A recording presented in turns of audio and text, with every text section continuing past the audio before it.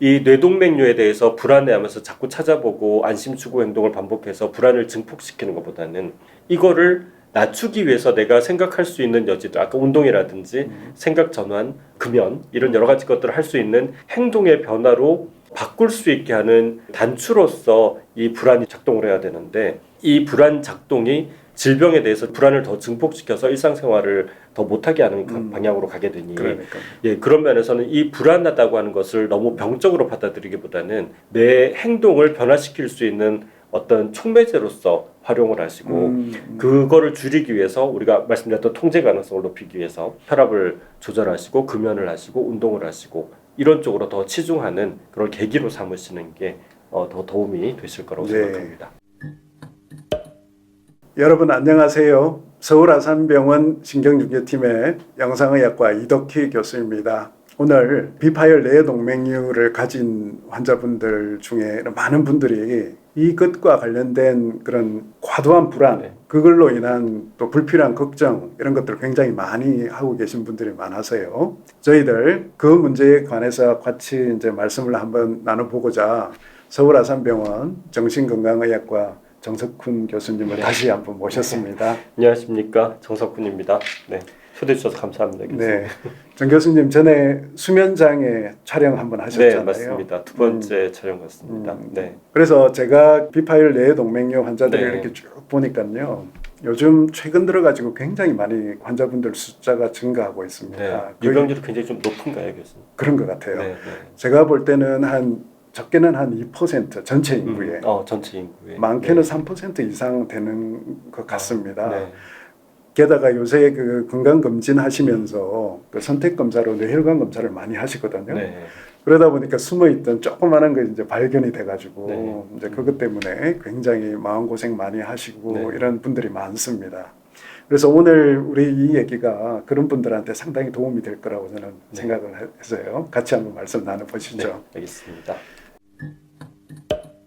저희들이 외래에서 그분들 영상을 보면서 이제 상담을 해드리잖아요. 네. 해드린 다음에 보면 치료까지 결정되는 분들이 그렇게 많지는 않아요. 한 10% 정도인 것 같고 나머지 90% 정도인 분들은 뇌동맥류라 하더라도 너무 작고 네. 아니면은 그 자체가 위험도가 적어서 걱정 안 하셔도 되는 분들이 대부분이거든요. 네. 또 환자분들 입장에서 생각해 보면은 이제 어떤 병원에 갔는데 MRI를 찍었더니 거기서 이상이 있더라. 큰 병원 가보시라. 이런 얘기를 보통 듣고 영상을 갖고 오시지 않습니까? 맞습니다. 그러면은 환자분들 입장에서는 처음 먼저 그 내가 이 뇌동맥류가 의심되는데 큰 병원 가라라는 말을 듣는 순간부터 일단 불안이 시작되실 것 같아요. 그렇죠. 네. 맞습니다. 그러다 보니까 저뿐만 아니고 여러 군데 이제 예약을 하셔가지고 전문가들 얘기를 많이 이제 듣고자 이렇게 하시는 것 같은데요. 그래서 제가 보니까 한 5가지 정도의 그런 카테고리로 우리 환자분들을 나눌 수 있겠더라고요. 첫 번째 분들은 이게 동맥류라고 하기에는 영상의학적으로 동맥류라고 하기에 좀 그런 게 있어요. 아닌 깔때기 모양이든지 뭐 이런 거요. 그러니까 동맥류처럼 보인 거기 때문에 사실상 동맥류가 아닌. 그렇죠.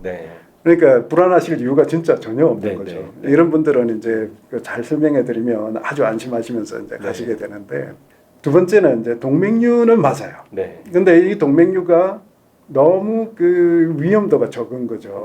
전혀 파열될 위험이라는 게 거의 없거나 이제 좀 커지게 되면 그것도 상당히 커지게 되면 그걸로 이제 문제가 되기 때문에 이제 영상 관찰만 하면 되는 분들이 있거든요.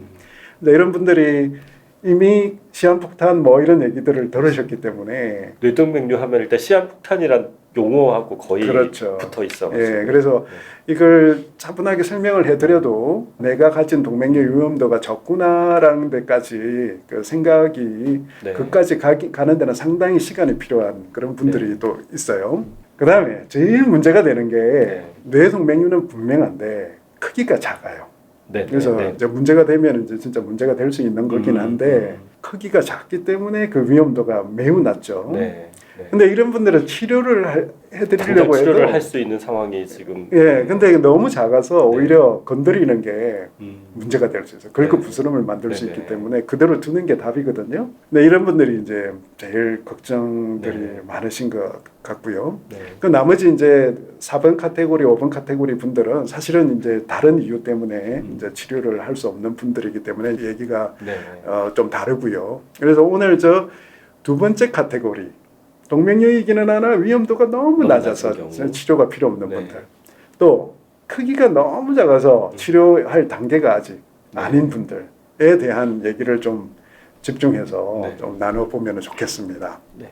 제 같은 경우는 말이죠. 이제 그런 분들을 다시 또 이제 불안해 하시는 분들, 걱정이 네. 많으신 분들 다시 그러면 다시 앉아 보십시오 이러면서 잠깐 또 다시 설명을 드리거든요. 우리가 이게 치료를 안 하는 게 아니고 아무것도 안 하는 게 아니라 이제 2년, 1년이나 2년, 길게는 이제 2, 3년에 한 번씩 네. 이게 문제가 있는지 계속 영상 관찰을 하게 되고 네.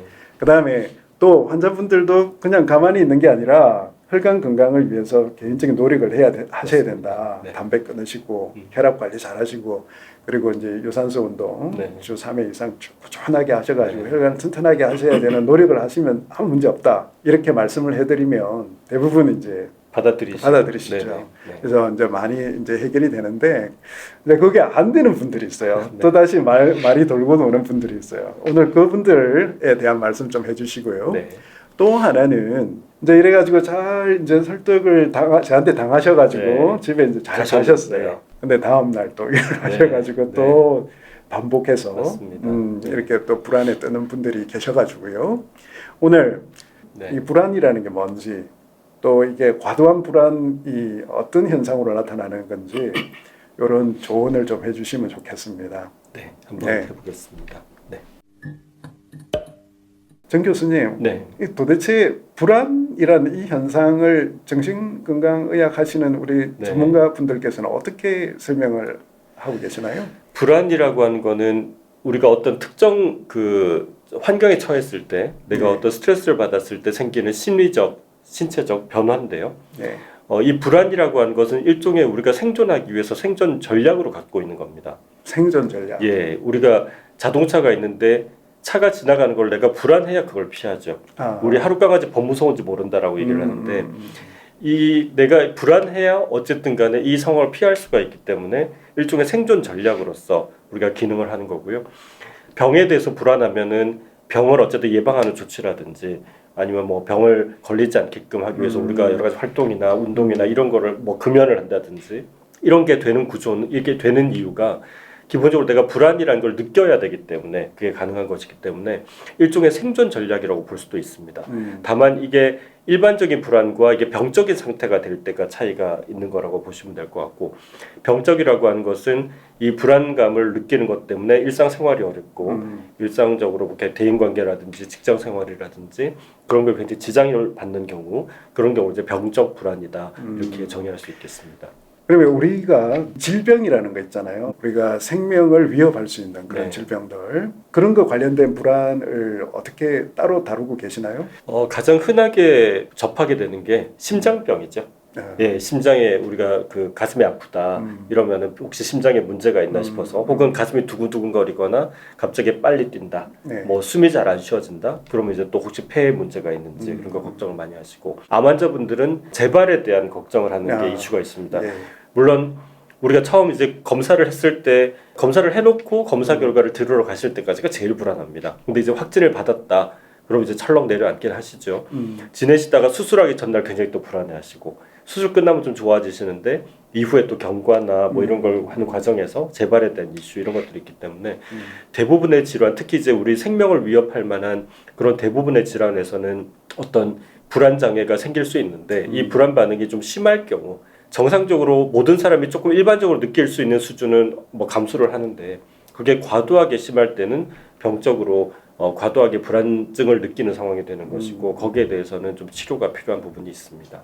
예, 그렇군요. 네. 근데 저희 뇌동맥류 환자분들도 그렇고 복부 대동맥, 대동맥, 대동맥류도 또 마찬가지인데요. 이런 분들은 이제 혈압이 과도하게 높아지면 그거 자체 때문에 이제 또 이게 파열이 된다든지 뭐 이런 이제 불안감이 있을 수 있기 때문에 일상생활 자체를 이제 꺼려하시고 제대로 된 활동을 못 하시고 하는 그런 문제도 있는 것 같거든요. 그래서 행동에 제약을 받는 거죠. 그러니까 불안증이 너무 과도하게 되면은 말씀하신 대로 너무 거기에 휩싸여 가지고 하루 종일 거기 그 생각만 하고 계시기 때문에 일상생활을 하는데 굉장히 지장이 많으시고 바깥 활동하는데도 굉장히 힘들어하시고요. 특히 이제 뭐 내가 뭐 움직이다가 나가서 이렇게 문제가 생기면 뭐 어떡하나 이런 걱정들, 내가 혼자 있을 때 또 문제가 생겨서 뭐 가족들 없을 때 문제가 있으면 또 어떡하나 이런 여러 가지 걱정이 머릿속에 이렇게 휩싸이시면서 삶의 질을 많이 떨어뜨리는 것 같습니다. 네. 근데 이런 과도한 불안을 쉽게 이렇게 노출되는 분들이 있죠. 이렇게 영향을 주는 그런 인자들이 있습니까? 뭐 찾아보기로는 뭐 유전학적으로도 물론 있을 거고요. 신체적으로. 그리고 또 하나는 우울증이라든지 어떤 불안장애, 특정 공황장애, 공포증, 범불안장애 이런 것들을 이제 전 통칭해서 불안장애라고 부르는데요. 특히 이제 건강염려증 같은 그런 불안장애가 있으신 분들이 아무래도 질병에 대한 불안이 좀 높으실 것 같고 그래서 저희가 건강염려증이라고 하는 거는 요즘 이제 질병불안장애라고 이름이 바뀌었습니다. 그래서 일리스 앵자이티 디스오더 그래서 예전에 건강염려증이라고 내 건강에 대해서 너무 걱정한다 이런 개념이었는데 좁은 개념이었는데 이게 좀 확장돼서 질병 자체에 너무 불안해하는 그런 장애다 이런 식으로 용어를 좀 정하고 있습니다. 예. 그러니까 평소 이렇게 질병에 대한 걱정이 많고 이런 분들이 또 특정 질병이 걸렸을 때 또 그거 관련된 불안이 또 맞습니다. 문제가 될 수 있겠군요. 근데 그런 분들 포함해서 일반적으로 우리가 불안증이라고 하는 것이 그럼 누가 더 심하고 어떤 상황에서 그럼 덜 심하냐 이런 걸 보면요. 첫 번째 생각해 볼 수 있는 게 이제 예측 가능성입니다. 예측이 되면 다 견딥니다. 사람이 살면서 가장 힘든 거는 예측이 안 되는 것을 견디는 게 가장 힘듭니다. 그렇죠. 확실하면 다 견디는데 언제 이게 문제가 될지 모르니까 확실하지 않은 상황을 견디는 거는 원래 힘듭니다. 집을 살려고 하는데 집값이 오를지 떨을지 모르니까 예측이 안 되니까 우리가 힘든 건데 뇌 동맥류 관련해서 환자분들이 가장 힘들어하시는 거는 이 예측이 가능한 거냐 이게 납득이 안 되시니까 가장 힘드신 것 같아요. 그렇죠. 네, 그래서 교수님께서 열심히 설명을 해주시고 납득을 좀 하신 분들은 이제 확실성이 생겼으니까 예측성이 생겼기 때문에 내가 좀 예측이 되니 안심이 되시는 거죠. 그래서 이 불안증을 덜 느끼시기 위해서는 비교적 확률이라는 개념을 좀 잘 이해하시고 잘 받아들이셔서 예측 가능성을 높이시는 게 훨씬 더 도움이 될 것 같습니다. 그래서 제 같은 경우에는 이 동맥류는 그대로 놔뒀을 때 1년간 추적 검사를 해보면 파열될 확률이 지금까지 알려진 바에 의하면 0.3%, 0.5%입니다. 그러면 그렇게 이제 말씀을 드리면 그러면 0.3%, 0.5%가 얼마나 되는지 감이 잘 안 오잖아요. 그래서 제가 이제 그 교통사고 뭐 이런 데이터나 이런 거 보여드리면서 연간 우리 서울에 뭐 몇 퍼센트 이렇게 일어나기 때문에 그 생각해 보시면은 이제 약간 교통사고가 그 정도의 확률이라는 거는 사실상 내가 교통사고를 목격할 확률도 그렇게 높지가 않잖아요. 맞습니다. 내가 당할 확률은 더 낮고요, 그죠? 그리고 우리가 생각해 볼 수 있는 두 번째 요소는 통제 가능성입니다. 통제라고 하는 것은 내가 이 상황을 내가 원하는 대로 컨트롤을 할 수 있느냐 이 부분인데요. 일상생활에서 그럼 내가 통제를 할 수 있는 게 뭐냐? 결국 확률을 줄이는 거거든요. 그걸 하기 위해서 가장 중요한 게 말씀하신 대로 금연하고 그다음에 운동하고 혈압 낮추고 조절하고 이거는 내가 통제를 할 수 있는 상황. 내가 그걸 하지 않으면 통제가 안 되는데 내가 그나마 내가 할 수 있는 통제는 비만을 줄이고 담배를 끊고 혈압을 낮추고 이런 과정 자체는 내가 통제를 할 수 있는 굉장히 중요한 포인트 같아요. 뭔가 내가 나를 위해서 할 수 있는 내가 이걸 상황을 컨트롤할 수 있는 그런 상황이 되는 거죠. 그래서 그 불안을 줄이기 위해서는 통제 가능성을 높이기 위해서 내가 할 수 있는 것들 일상생활에서 할 수 있는 것들을 열심히 하고 지내는 것이 불안을 줄이는 요소가 되겠습니다. 중요한 포인트 같습니다. 그리고 또 우리가 생각해 볼 수 있는 것은 친숙성인데요.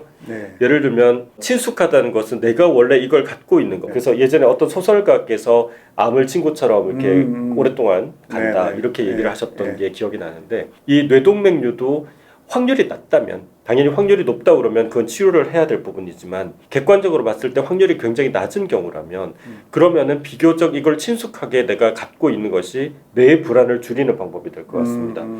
저는 또 다른 각도로 또 말씀드릴 수 네네. 있을 것 네. 같아요. 왜냐하면 이게 지금 그 일반 인구의 2 내지 3%씩이나 되잖아요. 네네. 그러니까 지금 내가 얘기하고 있는 우리 이 두 사람 중에 또 일부가 또 맞습니다. 가지고 맞습니다. 있을 수도 있고 네네. 이렇게 굉장히 흔하다. 흔하죠. 이게 흔하죠. 네. 그렇기 때문에 이게 내가 가지고 있는 특수한 그런 상황이 아니라 맞습니다. 많은 사람들이 가지고 있을 있는 수 있는. 네. 거라는 거기에서 또 친숙해진 그런 맞습니다. 측면도 네. 있을 것 같군요.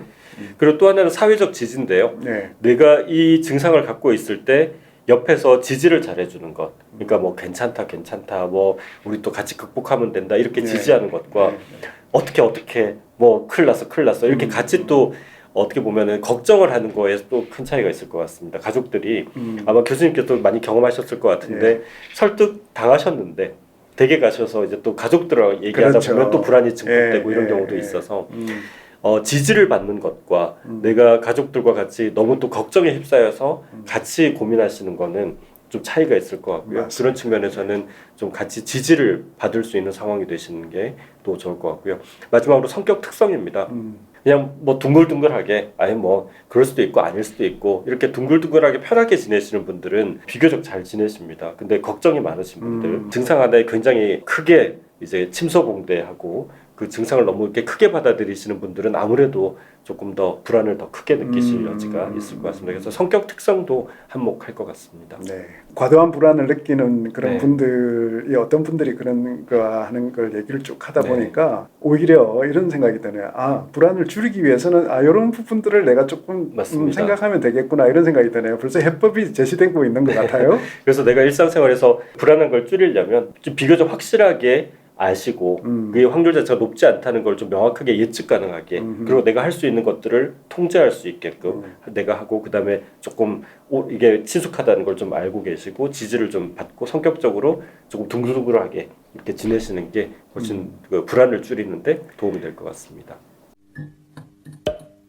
좋습니다. 이제 일반적으로 어떤 상황인지 이제 좀 저도 네. 많이 이해를 한 것 같고 지금 듣고 계시는 분들도 그런 거구나 이렇게 생각하실 텐데 조금 구체적으로 어떻게 접근하는 게 좋을지 좀 말씀해 주시죠. 제가 이제 정신과에서 하다 보니까 비유를 좀 쓰게 되는데요. 네. 코끼리 생각하지 마세요라는 비유를 씁니다. 이게 뭐냐면 환자분들한테 코끼리 생각하지 마세요. 그럼 뭐가 떠오르세요라고 여쭤보면 코끼리가 떠오른다고. 코끼리가 떠오르죠. 그러니까 코끼리를 생각 안 하려고 하면은 사자를 떠올리셔야 되거든요. 사자 콧수염, 사자 갈퀴, 사자 꼬리. 근데 코끼리 생각하지 마세요. 그러면 코끼리 이러면서 코끼리만 계속 떠오릅니다. 내가 어떤 불안해하는 이 특정 생각을 안 하려고 애를 쓰면 그 생각이 더 증폭되는 경향이 생기거든요.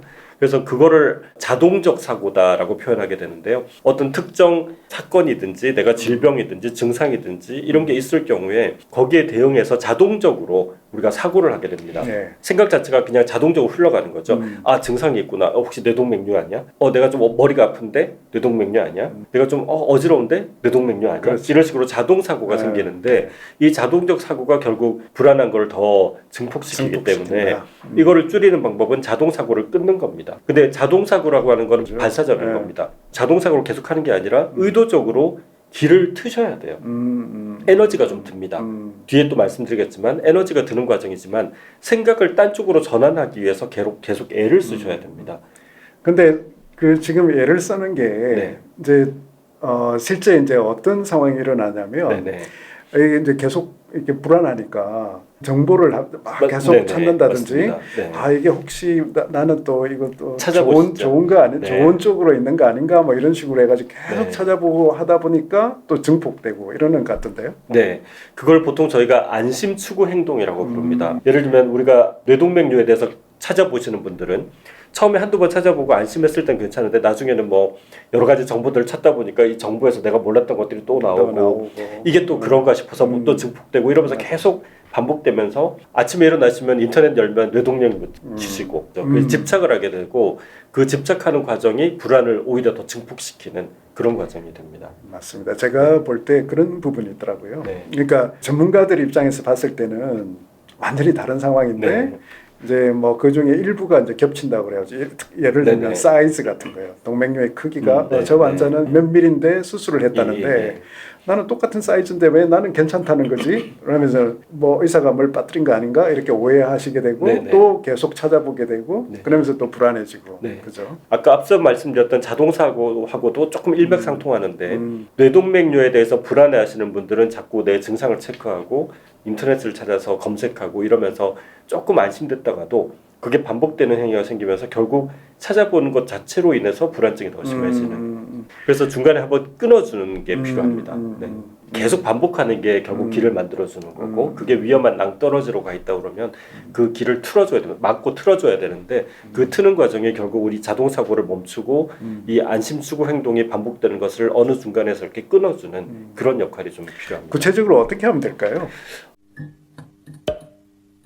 보통 환자분들이 머릿속에서 걱정을 하시면서 내가 이걸 안 해야 되는데 걱정 안 해야 되는데 왜 이렇게 자꾸 이 불안하고 이 걱정하는 것을 나는 안 하려고 애를 쓰는데도 잘 안 된다 이렇게 표현을 하세요. 네. 그래서 제가 코끼리 생각하지 마세요라고 한 건데 딴 생각으로 전환을 하셔야 되거든요. TV를 틀었는데 처음에 틀자마자 나오는 것만 보지 않으실 거예요. 그렇죠. 예, 되게 틀었는데 재미없는 거 나오면 재밌는 거 나올 때까지 계속 누르시죠. 그리고 만약에 처음에 틀었는데 귀신이 나온다. 그럼 바로 돌리시겠죠. 근데 예를 들어서 우리가 머릿속에서 내가 불안한 생각을 계속 하고 있는 거는 TV를 틀었는데 귀신이 나오는데 아 무서워, 아 무서워, 아 무서워 이러면서 계속 보고 있는 거랑 같은 거예요. 그러니까 머릿속에서 공포 영화를 틀어놓고 계시는 거죠. 끄셔야죠. 채널을 돌리셔야 됩니다. 채널을 돌린다는 거는 내가 이 질병에 대해서 반복적으로 생각하는 이 상황보다는 다른 것들, 조금 더 긍정적이거나 취미 활동이나 운동이나 어쨌든 다른 거를 내가 생각할 수 있는 그런 여지를 만드셔서 채널을 돌리셔야 돼요. 근데 에너지가 듭니다. 아까 말씀드렸다시피 돌을 지고 이고 날라서 만들어야 되거든요. 그러니까 에너지가 듭니다. 근데 보통 환자분들이 나도 노력했는데 잘 안 된다 이런 표현을 많이 하시거든요. 그렇죠. 그렇지만 아마 리모컨을 계속 돌리실 거예요. 예. 될 때까지 계속 하셔야 되는데 한 번 한다고 되지 않거든요. 그쵸. 에너지가 좀 들고요.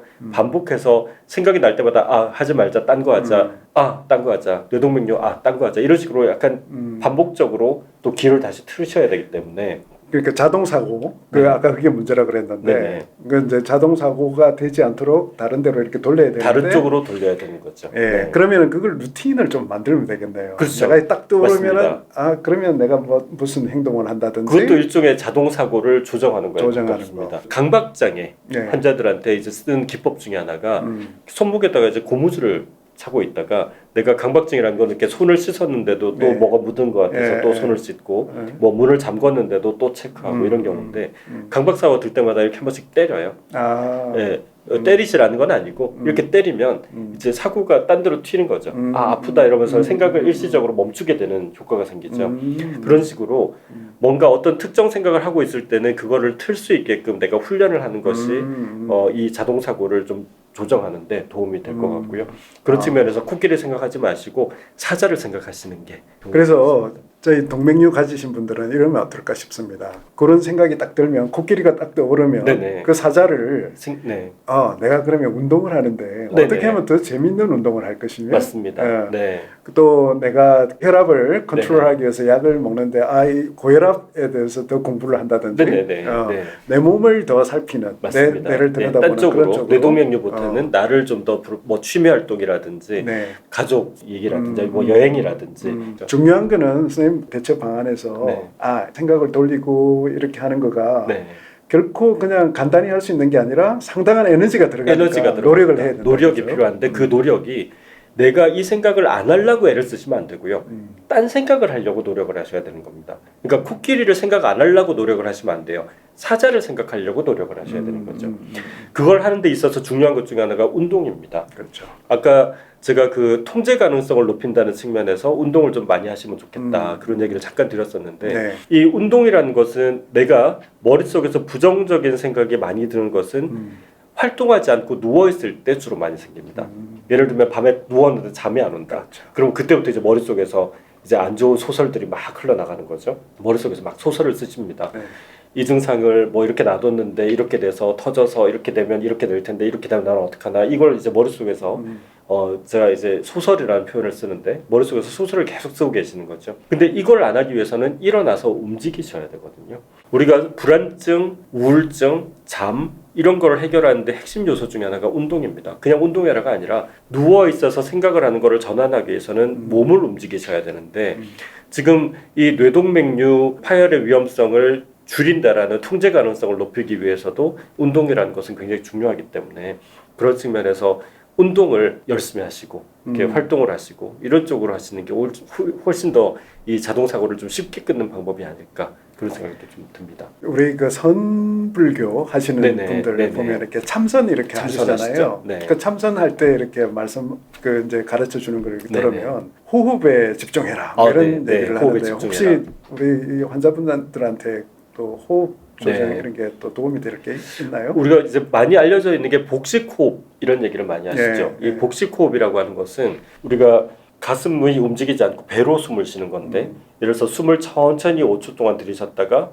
숨을 천천히 5초 동안 내쉬었다가 이거를 계속 반복하다 보면 우리 몸의 긴장이 좀 완화가 되고 이완이 되는 그런 걸 경험하시게 되는데 여기서 핵심은 호흡에 집중하시라는 그 말입니다. 네. 그러니까 호흡 자체에 집중을 하셔야 돼요. 그러니까 생각을 없애고 어디 한 군데에 집중하고 우리 번뇌 뭐 이런 생각들 이런 걸 없앤다는 측면에서 우리가 참선을 하거나 돌을 닦거나 이렇게 하시는 거지 않습니까? 호흡도 마찬가지로 숨을 천천히 들이셨다가 내쉬는 그 호흡 자체에 집중을 하시면서 부정적인 생각이나 이런 걸 하는 고리를 끊는 효과가 있기 때문에 복식 호흡은 전반적으로 불안증이나 스트레스를 가라앉히는 데도 도움이 그렇죠. 되지만 생각을 끊어주는 데도 꽤 도움이 되는 그런 네. 기법입니다. 그래서 과도한 불안 때문에 이게 교감신경이 굉장히 이렇게 활성화되어 네. 있는 그런 상태니까 그런 천천히 하는 복식호흡은 네. 부교감신경의 톤을 또 올려주니까 네, 그럴 수 있을 것 같습니다. 굉장히 좋아질 네. 수도 있을 것 같습니다. 이렇게 해서 쭉 얘기를 이제 듣다 보니까 웬만한 이제 불안증은 해소될 수 있을 것 같은데 그래도 정신건강의학과에서 도움을 드려야 되는 그런 상황은 어떤 상황에 네. 말씀할 수 있을까요? 우리가 지금 아까 제가 말씀드린 대로 사고 전환이 좀 쉽게 되고 운동을 하고 활발한 생활을 좀 하실 수 있는 그런 상황이 되면 굳이 오실 필요는 없을 것 같고요. 네. 다만 환자분들 중에서는 이 기저에 불안증을 느끼는 우리 건강염려증이라고 불리는 이런 현상들도 기저에 아까 말씀드렸던 성격 특성이라든지 아까 잠깐 말씀드렸던 뭐 유전적 소인 네. 여러 가지 환경적인 요인 이런 것도 사실 관여를 하는 거거든요. 그래서 우울증이 심해도 이런 불안 반응이 심해질 수 있고요. 불안증 중에서도 범불안 장애는 모든 거에 다 걱정하는 겁니다. 딸내미 시집가도 어떡하지 걱정하고 집이 뭐 술이 들어가야 되는데 어쩌지 걱정하고 남편 뭐 하는데 어떻게 하는지 걱정하고 네. 하루 종일 모든 거에 대해서 다 걱정하는 그러다 보면 질병에 대해서 내 신체에 대해서도 또 걱정을 하시는 거죠. 그런 범불안 장애 그리고 아까 말씀드렸던 건강염려증 이런 식의 어떤 불안 장애, 우울증 이런 게 있으신 분들은 기저에 이게 깔려 있으면서 지금 이 뇌동맥류에 대해서 걱정하는 양상이 조금 더 병적일 여지가 좀 있기 때문에 네. 만약에 기저에 어떤 범불안 장애, 불안 장애, 뭐 우울증 이런 게 같이 동반되어 있는 상황이라고 그러면 정신과에서 조금 치료를 같이 병행하시는 게 도움이 되실 것 같습니다. 그런 분들이 정신건강의학과 찾으시면 어떤 네. 치료를 받으실 수 있나요? 일단 이 증상 자체가 큰 문제 없다는 것을 받아들이게 하는 그런 이제 일관적인 첫 번째 말씀을 먼저 드리고요. 그 다음에 그럼에도 불구하고 잘 안 받아들여지는 그런 경우가 많이 있습니다. 기저에 아까 말씀드린 대로 우울증이라든지 불안장애가 같이 깔려 있는 경우가 많기 때문에 네. 거기에 대한 치료를 좀 요하는 경우가 있습니다. 예를 들면 항우울제라든지 항불안제라든지 이런 약을 좀 적절히 쓰면서 이 불안증이 너무 과도해서 일상생활에 지장이 있는 부분을 조금 줄여주고 이 증상을 좀 가라앉혀서 일상생활이 가능하게끔 그렇게 하는 작업을 저희가 같이 해드리고 있습니다. 오늘 설명만 가지고도 많은 분들이 네. 그 정 교수님 따로 찾아뵙지 않아도 많은 분들이 해결을 하실 수 있을지 않을까 이렇게 생각이 드는데요. 마지막으로 좀 뭐 더 추가해서 한두 마디 하실 내용이 네. 있으실까요? 잊어버린 거? 결국 질병에 대해서 걱정하는 게 심한 것은 그 이유가 불안해하라고 한 게 아니라 아까 말씀드렸던 생존 전략이라고 말씀드렸던 것처럼 이 질병에 대해서 불안해하는 것이 이 불안증의 목표가 아니라 질병에 대해서 불안해하면서 이 질병을 확률을 낮추게 하는 그 행동을 하기 위해서 있는 게 존재의 목적이거든요. 그러면은 이 뇌동맥류에 대해서 불안해하면서 자꾸 찾아보고 안심추구 행동을 반복해서 불안을 증폭시키는 것보다는 이거를 낮추기 위해서 내가 생각할 수 있는 여지들, 아까 운동이라든지 생각 전환, 금연 이런 여러 가지 것들을 할 수 있는 행동의 변화로 바꿀 수 있게 하는 단추로서 이 불안이 작동을 해야 되는데 이 불안 작동이 질병에 대해서 불안을 더 증폭시켜서 일상생활을 더 못하게 하는 방향으로 가게 되니 그러니까. 예, 그런 면에서는 이 불안하다고 하는 것을 너무 병적으로 받아들이기보다는 내 행동을 변화시킬 수 있는 어떤 촉매제로서 활용을 하시고 그거를 줄이기 위해서 우리가 말씀드렸던 통제 가능성을 높이기 위해서 혈압을 조절하시고 금연을 하시고 운동을 하시고 이런 쪽으로 더 치중하는 그런 계기로 삼으시는 게 더 도움이 되실 거라고 생각합니다. 아주 좋은 마무리 말씀해 주신 것 같습니다. 그렇습니다. 그 말씀하신 대로 불안이라는 게 과도했을 때 문제인 것 같습니다. 맞습니다. 불안은 생리적인 현상이라는 거 다시 한번 기억하시고 오늘 저희 두 사람이 나눈 내용이 우리 뇌동맥류 가지고 계신 분들이 불필요한 불안에 시달리지 않고 일상생활을 잘 해 나가시는 데 도움이 될 수 있는 그런 내용이 되었으면 하는 그런 바람입니다. 자, 이상 긴 시간 같이 이렇게 좋은 말씀해 주신 우리 정 교수님 다시 한번 감사 말씀드립니다. 네, 감사합니다. 예, 고맙습니다.